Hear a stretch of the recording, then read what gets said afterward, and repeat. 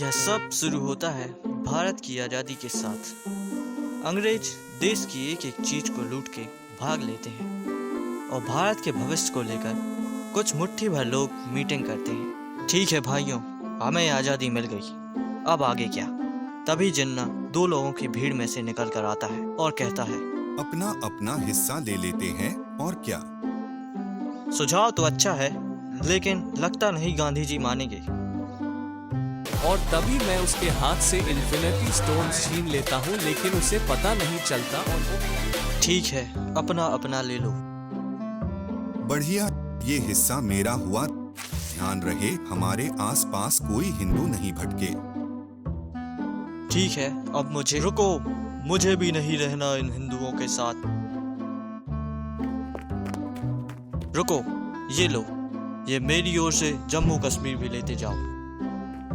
और पाकिस्तान बन जाता है। बनने का आधार नंबर 1 था धर्म। इसी आधार के साथ पूर्वी बंगाल ने भी पाकिस्तान के साथ मिलने का फैसला किया, जिसके बाद पूर्वी बंगाल पूर्वी पाकिस्तान बन जाता है और पाकिस्तान पश्चिमी पाकिस्तान। इन कुकर्मों को सेलिब्रेट करने के लिए वहाँ पार्टी मनाई जाती है। तो तुमने भारत के कितने लोगों को मारा? 5-6 लोगों को ठीक से याद नहीं। मैंने 8 लोगों को मारा, जिनमें 2 बच्चे थे। कोई बात नहीं, आगे और मारने को मिलेंगे। पार्टी में ऐसी ही खुशी और सौहार्द की बातें हो रही थी। धोखेबाजी का जश्न मनाया जा रहा था। आज की पार्टी में मजा आ गया। हाँ, सही कहा, बहुत बढ़िया पार्टी थी। हाँ, बहुत बढ़िया पार्टी। हाँ हाँ हाँ हाँ हाँ हाँ। और वे लड़ने लगते हैं। दोनों हिस्सों ने भले ही स्वार्थ के लिए एक साथ एक देश बनाने का फैसला किया था, लेकिन दोनों में ही अनेकों मतभेद थे, जो पहले दिन से ही दिखाई देने लगे थे। सबसे बड़ा मतभेद भाषाओं का था। पाकिस्तानी उर्दू को अपने धर्म की भाषा मानते थे, जबकि बंगाली हिंदू धर्म व संस्कृति से जुड़ी भाषा थी। इसी वजह से वे बंगालियों को कम धार्मिक मानते थे और पाकिस्तान का निर्माण ही धर्म की वजह से हुआ था। यही कारण था कि भले ही दोनों हिस्सों के बीच की दूरी 1600 किलोमीटर से अधिक थी, लेकिन फिर भी दोनों हिस्सों को चलाने का काम केवल पश्चिमी पाकिस्तान के लोग करते थे। इसी का फायदा उठाकर आज़ादी के ठीक बाद उन्होंने उर्दू को पाकिस्तान की आधिकारिक भाषा का दर्जा दे दिया, जबकि पूरे पाकिस्तान में तब केवल 6 से 7% लोग ही उर्दू बोलते थे, जबकि बंगाली बोलने वाले लोगों की संख्या 56% से अधिक थी। फिर भी उर्दू को बांग्ला से अधिक महत्व दिया गया। इसके विरोध में कई आवाज़ें उठी, लेकिन आवाज़ उठाने वाले लोग बिना किसी कारण के गायब हो जाते थे, तो इन विरोधों का कुछ फर्क नहीं पड़ा। बंगाली नेताओं ने आखिर में पाकिस्तानी सरकार से मांग रखी कि कम से कम वे बांग्ला भाषा को दूसरी आधिकारिक भाषा का दर्जा ही दे दें, लेकिन पाकिस्तानी सरकार ने उनकी ये मांग भी खारिज कर दी। पाकिस्तानी नेताओं की सोच यही थी कि अगर वे अलग अलग भाषाओं और संस्कृतियों को अपनाएंगे तो उनकी एकता और अखंडता को खतरा होगा। ऊपर से बंगाली संस्कृति हिंदू धर्म से जुड़ी हुई थी। उन्हें पूरा भरोसा था कि पूर्वी पाकिस्तान के लोग अपने धर्म के लिए बंगाल की संस्कृति और भाषा को छोड़कर उनकी संस्कृति को शांतिपूर्वक अपना लेंगे। लेकिन शांति तो दूर, उर्दू थोपने के विरोध में पूर्वी पाकिस्तान में दंगे शुरू हो गए। पाकिस्तान से मिलने के 1 साल बाद ही पूर्वी पाकिस्तान के लोगों को अपनी भाषा और संस्कृति बचाने के लिए संघर्ष शुरू करना पड़ा, जो आने वाले कई सालों तक चलना था। इस आंदोलन में हजारों लोगों की मौत हुई। इन्हीं में से एक घटना 21 फरवरी 1952 को हुई, जब पाकिस्तानी पुलिस ने ढाका यूनिवर्सिटी के छात्रों पर फायरिंग कर दी, जिसमें कई छात्रों की मौत हो गई। लगभग 8 साल चले संघर्ष के बाद 1956 में आखिरकार पाकिस्तानी सरकार ने बांग्ला को पाकिस्तान में दूसरी आधिकारिक भाषा का दर्जा दे दिया। लेकिन इसके बाद भी आंदोलन कम हुए, बंद नहीं।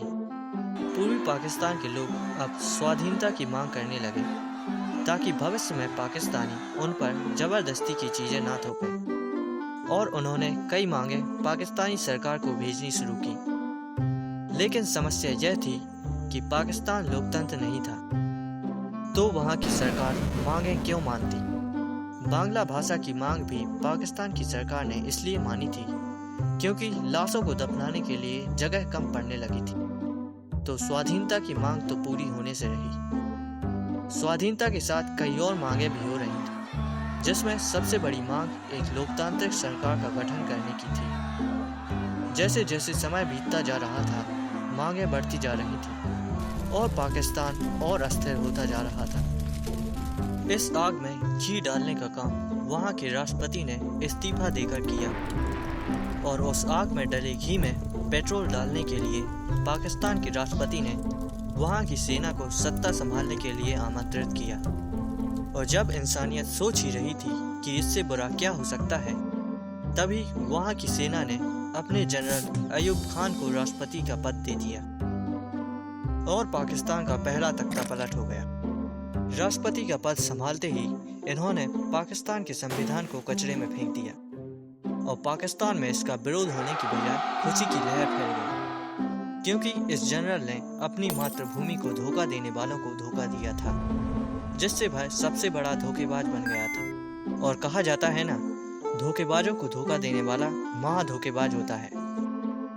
शायद मैंने तो कभी नहीं सुना। मैंने भी। पाकिस्तान की धोखेबाजों की रैंकिंग में वो टॉप पर आ गया और सभी पाकिस्तानियों से एक प्रकार से पूजनीय मानने लगे। उधर दूसरी ओर पूर्वी पाकिस्तान के लोगों के पैरों के नीचे से जमीन गायब हो गई। शायद उन्हें महसूस होने लगा था उन्होंने पाकिस्तान की सरकार पर कुछ ज़्यादा ही दबाव बना दिया था। इतना ज़्यादा कि राष्ट्रपति ने उन्हें सबक सिखाने के लिए तानाशाही तक स्वीकार कर ली। पहले संविधान होने की वजह से जो पीठ पीछे होता था, अब तानाशाही की वजह से वह खुल्लम खुल्ला होना था और हुआ भी वही। पूरे पाकिस्तान में मार्शल लॉ लगा दिया गया। हर जगह केवल सैनिक ही सैनिक दिखाई देने लगे, चाहे बाजार हो या सड़क, स्कूल हो या कॉलेज, जहाँ भी देखो वहाँ केवल सैनिक ही सैनिक। और पूर्वी पाकिस्तान के लोगों को सुधारने की प्रक्रिया चालू हो गई। फिर से लोग अचानक से गायब होने लगे, लेकिन लोगों को तब तक विरोध प्रदर्शनों की लत सी लग गई थी, जो कुछ भी करने पर नहीं छूट रही थी और जगह जगह प्रदर्शन जारी रहते हैं। इस बार आंदोलन थोड़ा सीरियस थे, क्योंकि इस बार इनका नेतृत्व पूर्वी पाकिस्तान की राजनीतिक पार्टियां कर रही थीं। सभी पार्टियों में सबसे महत्वपूर्ण पार्टी थी आवामी लीग। इसके प्रमुख नेता थे शेख मुजीबुर रहमान। इन्होंने अन्य पार्टियों के साथ मिलकर पाकिस्तानी सरकार पर मांगे मानने के लिए दबाव बनाना शुरू किया और इसे 6 सूत्रीय आंदोलन नाम दिया। यह 6 मांगे ही थी और इनका सार था कि हमारे बीच में टांग अड़ाना बंद करो और अपनी 6 बार, यानी स्वाधीनता, जिसका मतलब होता कि पाकिस्तान पूर्वी पाकिस्तान के आंतरिक मामलों में दखल नहीं दे पाता और उसका दखल केवल पूर्वी पाकिस्तान की सुरक्षा और विदेश नीति में ही होता। दरअसल पूर्वी पाकिस्तान के नेताओं द्वारा स्वाधीनता मांगने की वजह केवल भाषाई भेदभाव नहीं थी, इसका रोल तो मुश्किल से 99% ही था। सबसे बड़ी वजह तो पूर्वी पाकिस्तान के साथ आर्थिक भेदभाव था। उस समय पाकिस्तान के निर्यात में ज़्यादातर हिस्सेदारी पूर्वी पाकिस्तान की ही होती थी, लेकिन उसके बाद भी पूर्वी पाकिस्तान को इसका लाभ नहीं मिलता था। पूरे पाकिस्तान के बजट का 70% से अधिक हिस्सा केवल पश्चिमी पाकिस्तान को दिया जाता था। शेष बचा हिस्सा पूर्वी पाकिस्तान को मिलता था, जबकि पूर्वी पाकिस्तान की जनसंख्या पश्चिमी भाग से अधिक थी। अब यह आर्थिक भेदभाव नहीं था तो क्या था? इसे उस समय की पाकिस्तान के प्लानिंग कमीशन की रिपोर्ट भी साथ दिखाती है। इसमें दिखा गया है कि किस भाग पर 5-5 वर्षों में कितना खर्च किया गया। इसमें दोनों हिस्सों पर हुए खर्च में जमीन आसमान का फर्क दिखता है। लेकिन स्वाधीनता मिलने पर पाकिस्तान ऐसा नहीं कर पाता और पूर्वी पाकिस्तान अपने फैसले स्वयं ले पाता। इसी सपने को लेकर शेख मुजीबुर रहमान पाकिस्तान के लाहौर जाते हैं और वहाँ पाकिस्तान की सरकार भी उनका बेसब्री से इंतजार कर रही होती है। गद्दार, तेरी हिम्मत कैसे हुई देश के खिलाफ साजिश रचने की? काट। बहुत बढ़िया, सही जा रहे हो। अब बस थोड़ा और जोश से बोलना। एक्शन। गद्दार, तेरी हिम्मत कैसे हुई? और स्क्रिप्ट के अनुसार ही उनके स्वागत में गालियां पड़ती हैं। उन्हें देशद्रोही तक कहा जाता है। यहाँ तक कि उन पर बाहर से पैसे लेकर पाकिस्तान के खिलाफ साजिश रचने का आरोप लगाया जाता है। उधर पूर्वी पाकिस्तान में 15 लाख वजहों से भड़के लोगों को प्रदर्शन करने की एक और वजह मिल जाती है। प्रदर्शनों का दबाव धीरे धीरे पाकिस्तान की सरकार पर बढ़ता जा रहा था। राष्ट्रपति पद पर बैठे हुए तानाशाह का भी दिमाग खराब हो रहा था। उसे केवल 2 विकल्प ही दिख रहे थे। या तो वह अपने देश के लोगों के भले के लिए जी जान से काम करे, या फिर राष्ट्रपति पद पर रहते हुए की गई करोड़ों की कमाई से बैंकॉक में ध्यान लगाने के लिए जाए। और उसने ध्यान लगाना चुना, लेकिन जाते जाते अपनी सत्ता को दूसरे तानाशाह को सौंपते गया। ये था लेजेंडरी जनरल, लाखों की मौत का सीधा जिम्मेदार। बाहर से 1965 की हार में नाक कटवाकर दोबारा 1971 की लड़ाई में नाक और अपने देश के 2 टुकड़े करवाने वाला जनरल याहिया खान। और फिर वही संविधान को फेंकना, पाकिस्तानियों का जश्न, मार्शल लॉ और आंदोलन। लेकिन इस बार का तानाशाह पुराने तानाशाह से ज्यादा समझदार था। उसे पता था कि ज्यादा प्रदर्शनों के प्रभाव से उसके मानसिक स्वास्थ्य पर प्रभाव पड़ सकता है, और बार बार आंदोलनकारियों को मारने के आदेशों पर दस्तखत करने से उसकी उंगलियों में दर्द की समस्या आ सकती है। इससे बचने के लिए तानाशाह ने आंदोलनकारियों की एक मांग मानने का फैसला किया, और वो मांग थी चुनाव करवाने की। मार्च 1970 को चुनावों के सर्वेक्षण के लिए एक कमेटी का गठन हुआ, जिसकी रिपोर्ट मिलने के बाद चुनाव कराने का फैसला हुआ। आज़ादी मिलने के 23 साल बाद ही सही, कम से कम पाकिस्तान लोकतंत्र बनने की राह पर चलने जा रहा था। उसी साल की दिसंबर की 7 तारीख को चुनाव की तारीख के रूप में चुना गया। दूसरी ओर खुफिया एजेंसियों की रिपोर्ट चुनाव को न करवाने का सुझाव दे रही थी। इसकी वजह भी इस रिपोर्ट में बताई गई थी। पाकिस्तान की लोकसभा में 300 सीटें थीं। पूर्वी हिस्से की जनसंख्या ज्यादा थी, इसलिए वहां 162 सीटें थीं। बाकी बची 138 सीटें पश्चिमी हिस्से में थी, और हर लोकतंत्र में बहुमत के लिए आधे से ज्यादा सीट की जरूरत होती है, जो पाकिस्तान की असेंबली में 151 सीट पर था। उसे केवल पूर्वी हिस्से की 162 सीटों से आसानी से हासिल किया जा सकता था। यानी रिपोर्ट यही बता रही थी कि अगर चुनाव हुए तो पूर्वी हिस्से की पार्टियां उम्मीद से ज्यादा सीटें जीत सकती हैं। लेकिन तानाशाह ने रिपोर्ट पर ध्यान नहीं दिया। उसे पता था कि भले ही उन्होंने पूर्वी हिस्से पर अनेकों जुल्म किए, उन्हें गाली दी, मारा पीटा, मजाक उड़ाया, चाबुक मारी, लाठी मारी, जूते चप्पल मारे, वगैरह वगैरह, लेकिन जब बात धर्म की आएगी तब सब कुछ भुला दिया जाएगा। लेकिन आने वाला समय ऐसी आपदा लेकर आने वाला था कि धर्म भी लोगों के गुस्से का कुछ नहीं कर पाता। समुद्र में सैकड़ों किलोमीटर दूर कुछ हलचल हो रही थी। लोग इस हलचल से बिल्कुल अनजान थे। ये हलचल थी एक समुद्री तूफान की, जिसका नाम था भोला। भोला आज तक आया सबसे ज्यादा जान लेने वाला तूफान था। जहां जहां से ये तूफान गुजरता गया, वहां से गांव शहरों के नामो निशान मिटाता गया। लेकिन असली आपदा ये नहीं थी। असली आपदा तो इस तूफान के गुजरने के बाद आने वाली थी, जो थी पाकिस्तानी सरकार और उसकी अमानवीयता। राहत बचाव कार्यों में लापरवाही से लेकर भेदभाव और लेट लतीफी ने हजारों लोगों को बिना मौत के ही मार डाला। और जब भारत ने मदद की पेशकश की तो उसे भी बिना सोचे समझे ठुकरा दिया गया। इन्हीं वजहों से भले ही भोला तूफान सबसे शक्तिशाली तूफान नहीं था, लेकिन पाकिस्तानियों के करतूतों ने उसे सबसे जानलेवा तूफान बना दिया, जिसने लगभग 5 लाख लोगों की जान ली। चुनावों से ठीक 1 महीने पहले आए इस तूफान ने पश्चिमी पार्टी के नेताओं की मुश्किलें और बढ़ा दी। पूर्वी हिस्से में चुनाव प्रचार तो दूर, किसी नेता की घर से बाहर आने की हिम्मत तक नहीं हुई। आखिरकार चुनावों की शुरुआत हो जाती है। उस समय पाकिस्तान में वैसे तो छोटी बड़ी कई पार्टियां थीं, लेकिन मुख्य मुकाबला दो पार्टियों के बीच ही था, पश्चिमी हिस्से की पीपीपी और पूर्वी हिस्से की आवामी लीग। कई दिनों की अराजकता और विरोध प्रदर्शनों के बाद आखिरकार चुनाव खत्म होते हैं और चुनाव नतीजे घोषित होते हैं।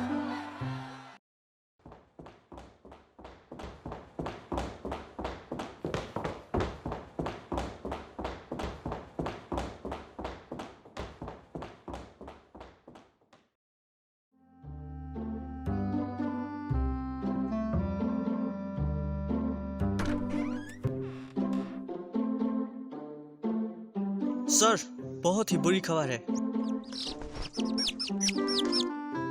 क्या खबर? जिसका डर था वही हुआ। आवामी लीग चुनाव जीत गई।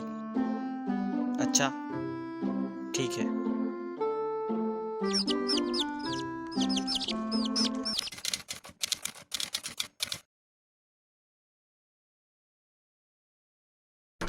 क्या? ये कैसे हो सकता है?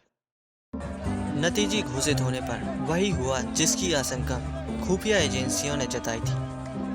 पूर्वी भाग की 162 सीटों पर हुए मतदान में आवामी लीग को एक तरफा वोट पड़े और उसने आसानी से 160 सीटें जीत ली, जबकि पश्चिमी पार्टी पीपीपी को पश्चिमी हिस्से की 138 सीटों में से केवल 81 सीटों पर जीत मिली। जो पश्चिमी लोग पूर्वी भाग पर राज करने और उनकी संस्कृति को खत्म करने के सपने देख रहे थे, इन नतीजों के बाद अब वही संस्कृति उन पर राज करने जा रही थी।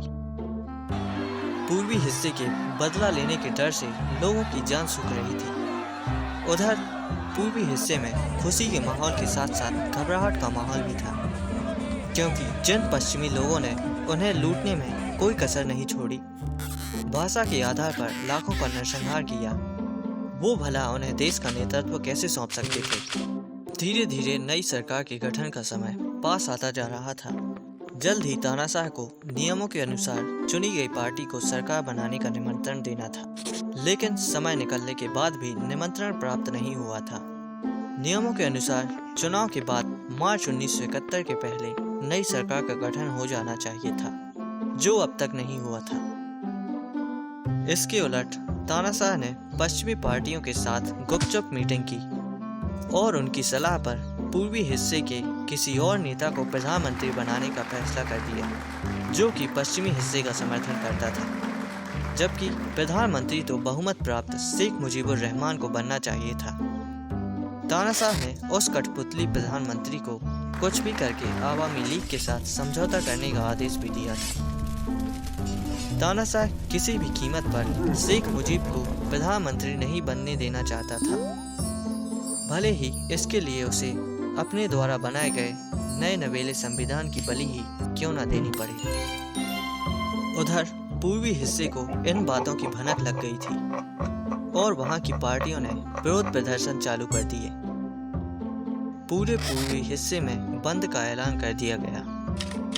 7 मार्च 1971 को हुए प्रदर्शन में शेख मुजीबुर रहमान ने ऐलान किया कि वे अब आज़ादी मांगेंगे नहीं, अब वे आज़ादी छीनेंगे और सशस्त्र विद्रोह का ऐलान कर दिया। उसी दिन से पूर्वी हिस्से में हर पश्चिमी समर्थक पर हमले होने लगे। इसी का बहाना लेकर तानाशाह ने राष्ट्रपति शासन हटाकर वहां मार्शल लॉ लगा दिया और इसे कड़ाई से लागू करने के लिए भेजा टिक्का खान को, जो इसका दूसरा नाम था। पहले क्यों नहीं बताया? भूल गए थे। अब फिर से लिखना पड़ेगा। इसका असली नाम था बुचर ऑफ बंगाल या बंगाल का कसाई। इसे यह आदेश देकर पूर्वी हिस्से में भेजा गया था कि हमें वहां की जमीन चाहिए, लोग नहीं। कुछ भी करके वहां के विद्रोह की आग को शांत करो। जिसके बाद पाकिस्तानी सेना ने पूर्वी भाग में नरसंहार शुरू कर दिया। हर उस इंसान को चुन चुनकर मौत के घाट उतारा गया जिसने भी बंगाल की संस्कृति का समर्थन किया था, और इसे नाम दिया गया ऑपरेशन सर्च लाइट। इस नरसंहार में लगभग 10 लाख लोगों को मार डाला गया। इसमें भी मुख्य निशाना हिंदू ही थे। हिंदुओं को निशाने बनाने का मुख्य उद्देश्य बंगाली राष्ट्रवाद की भावना को खत्म करने का था। पाकिस्तानियों को लगता था कि हिंदुओं की वजह से ही पूर्वी हिस्से में विद्रोह हो रहा है। उस समय पाकिस्तान में अमेरिकी राजदूत आर्चर ब्लड ने बताया था कि कैसे पाकिस्तानी सैनिक उनके सामने शान से कह रहे थे कि उन्होंने कितने हिंदुओं को मारा। और एक और गवाह ने सैनिकों को बात करते सुना था कि हमें केवल हिंदुओं को मारने के आदेश मिले हैं, किसी और को मत मारना। जिसके बाद लाखों लोग अपना सब कुछ छोड़कर भारत की ओर पलायन करने लगे। उस समय पूर्वी हिस्से में हिंदुओं की जनसंख्या 20% ही थी, लेकिन पलायन करने वाले लोगों में 80% तक हिंदू ही थे। उधर ऑपरेशन शुरू होने के 20 दिन बाद शेख मुजीबुर रहमान पाकिस्तानी सेना के हाथ लग गए और उन्हें गिरफ्तार कर लिया गया। उसी दिन शेख मुजीबुर रहमान ने बांग्लादेश को आज़ाद घोषित कर दिया और पाकिस्तान के खिलाफ युद्ध की घोषणा कर दी। उधर पलायन करके भारत में शरण लेने वाले नेताओं ने बांग्लादेश की एक निर्वासित सरकार का गठन कर लिया। दूसरी ओर पाकिस्तानी सेना में जितने बांग्लादेशी सैनिक थे, उन्होंने भी पाकिस्तान के खिलाफ जंग लड़ने का ऐलान कर दिया। बांग्लादेशी सरकार और सैनिकों ने युद्ध लड़ने के लिए एक सैन्य संगठन बनाया, जिसे नाम दिया मुक्ति बाहिनी। ये छोटी छोटी सैन्य टुकड़ियों की तरह थी, जिसमें सैनिकों से लेकर आम लोग तक सभी शामिल थे। ये लोकल लोगों की मदद से पाकिस्तानी सैनिकों और उनके मददगारों पर घात लगाकर हमले करते थे। बांग्लादेश का पाकिस्तान को हराने का प्लान कुछ इस तरह था। लोगों की मदद से पाकिस्तानी सैनिकों तक पहुंचने वाले हथियारों और सैन्य साजो सामान को रोकना, घात लगाकर हमला करना, सैन्य चौकियों और हेडक्वार्टरों पर कब्जा करना, और सबसे महत्वपूर्ण था बांग्लादेश की सभी बंदरगाहों पर कब्जा करना, जिससे और पाकिस्तानी बांग्लादेश ना आ पाए और अंत में चौराहों गलियों पर जीत का जश्न मना। लेकिन प्लान सुनने में जितना अच्छा लग रहा था उतना था नहीं।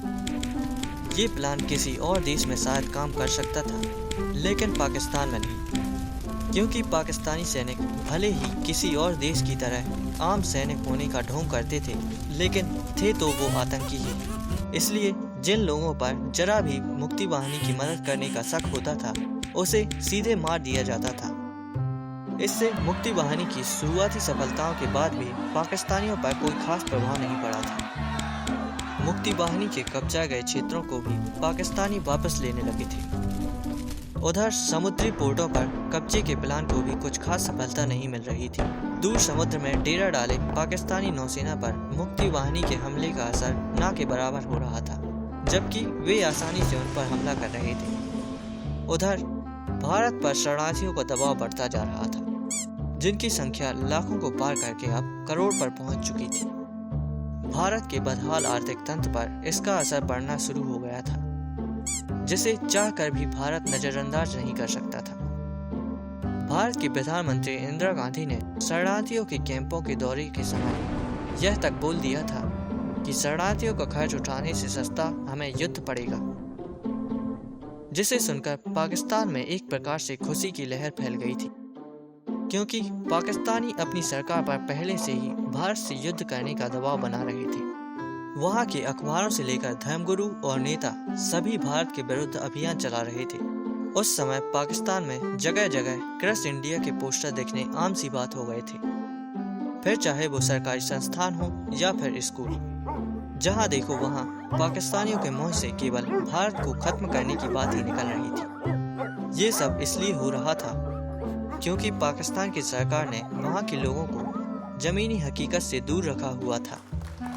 उन्हें पाकिस्तान की ताकत के बारे में झूठे सपने दिखाए गए थे और भारत को कमजोर बताया गया था। उस समय विदेशी ताकतें भी पाकिस्तान के पक्ष में थीं, जो पाकिस्तानियों को हवा में उड़ा रही थीं, और जोश में आकर पाकिस्तान ने वो गलती कर दी जिसकी भरपाई उसे अपने 2 टुकड़े करवा कर करनी पड़ी।